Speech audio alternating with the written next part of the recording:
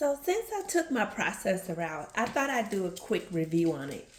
So first thing I do is connect the bowl until it snaps. It has that lock and unlock right in the bottom. And then what I do, you can put the blade in if you need to put something in and chop it up that way. Or how I'm using it today is I'm going to shred some cheese. So to shred some cheese, you put in this blade. You put the top on,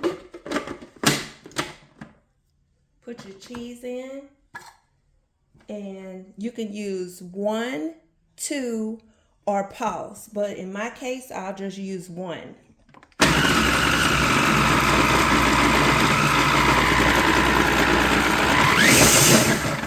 Easy as that, and you're done.